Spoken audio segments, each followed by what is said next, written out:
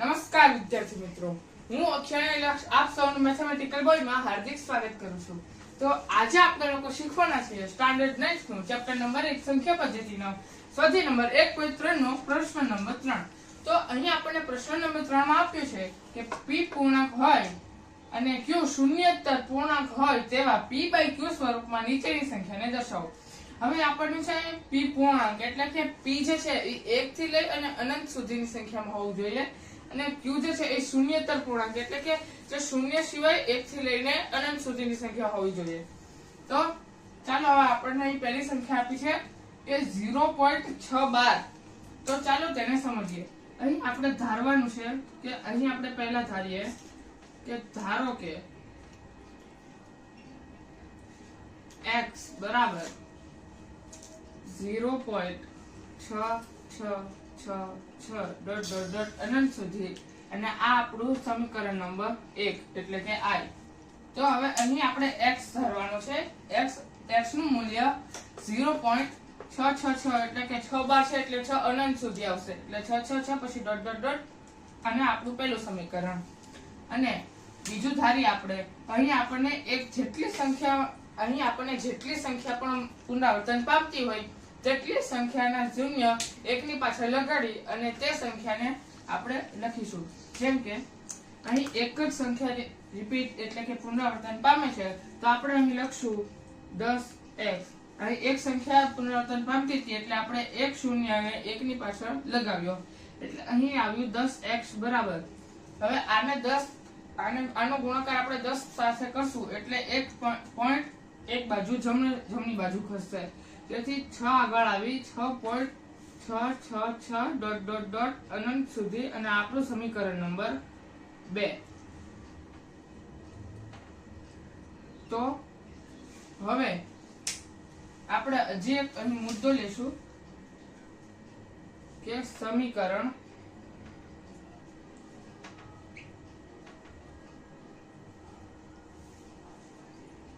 I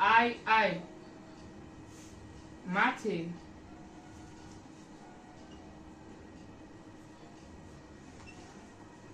સમીકરણ I બાદ કરતા. તો હવે આપણે સમીકરણ I એટલે કે આ બીજું સમીકરણ છે તેને પહેલા સમીકરણમાંથી બાદ કરવાનું છે. તો ચાલો આપણે તે પણ જાણીએ. તો હવે અહીં સમીકરણ I માં ડાબી બાજુ આપણને આપ્યું છે 10x - x બરાબર. જમણી બાજુ આપ્યું છે 6.666 અનંત સુધી -0.666 અનંત સુધી. તો હવે અહીં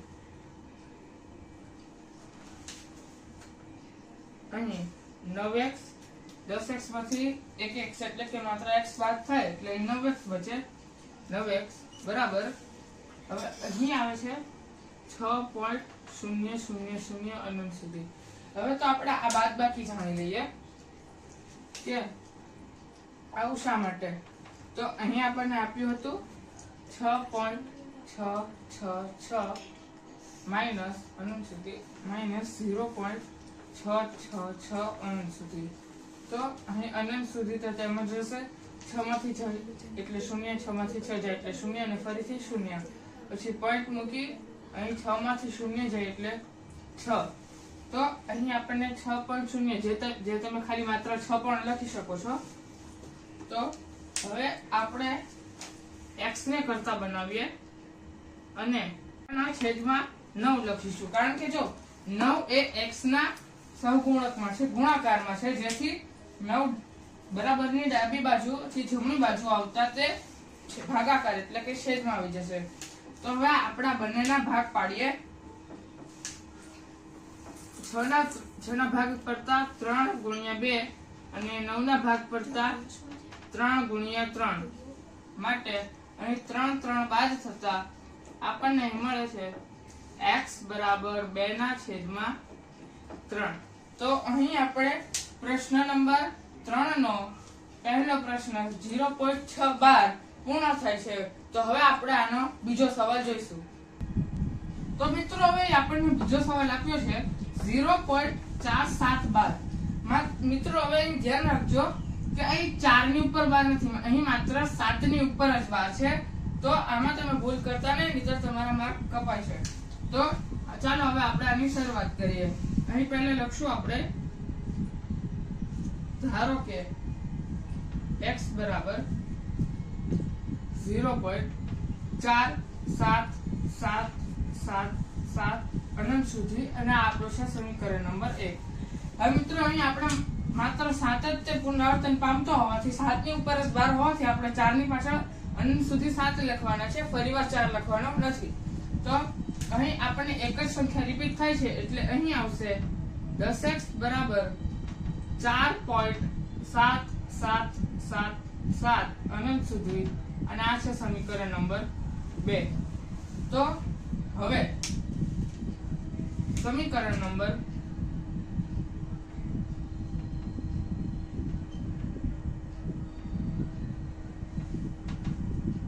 આઈ માંથી, એટલે કે સમીકરણ 2 માંથી સમીકરણ આઈ એટલે કે 1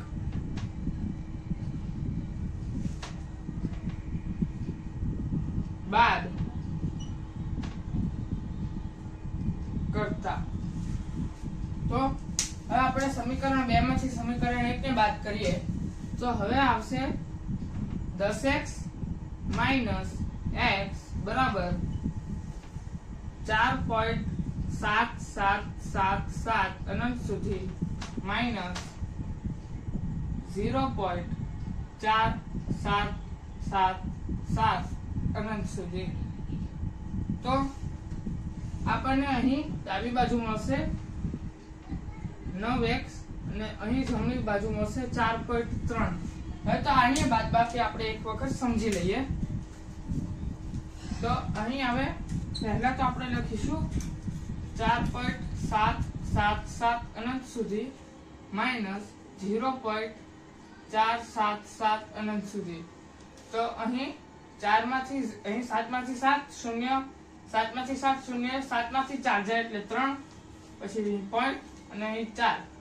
તો અહીં તમે બે શૂન્ય ને ના લખો અને સીધું 4.3 લખો તો પણ ચાલશે.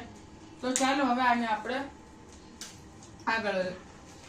તો હવે અહીં આપણે x ને કરતા બનાવી 43 ના છેદમાં 10 ગુણ્યા 90. 10 ગુણ્યા 9. અહીં 9 ને આપણે છેદમાં લીધો, ઉપરના પ્રશ્નની જેમ, આગળના પ્રશ્નની જેમ, અને 43 એટલે કે આ બંને વચ્ચે અહીં એક પોઈન્ટ પછી એક સંખ્યા હોવાથી છેદમાં 10 જ આવશે.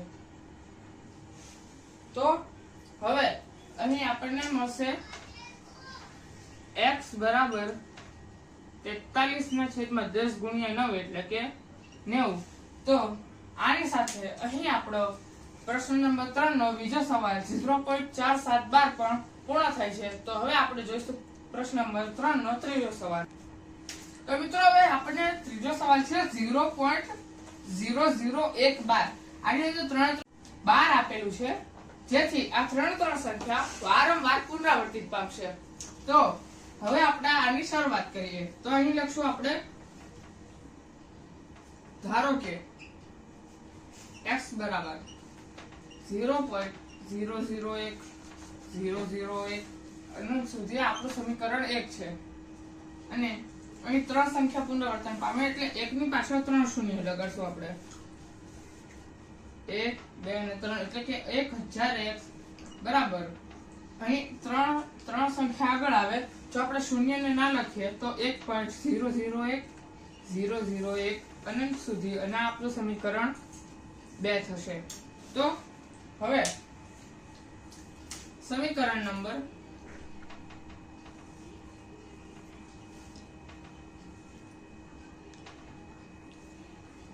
i માંથી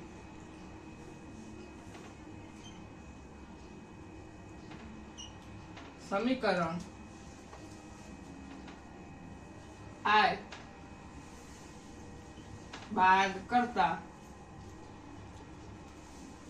તો હવે આપણે સમીકરણ નંબર 2 માંથી સમીકરણ નંબર 1 બાદ કરવાનું છે. તો તો હવે આપણે અહીં લખશું 1000 x માઇનસ x બરાબર 1.001 અનંત સુધી માઇનસ 0.001 અનંત સુધી. તો હવે 1000 માઇનસ 1000x માઇનસ x બરાબર 999 x બરાબર અહીં આ બંનેની બાદ બાકી કરતા જવાબ આપણને 1 મળે છે, જે આપણે અહીં સાઈડમાં સમજી લઈએ. તો અહીંયા આપણે લખશું 1.001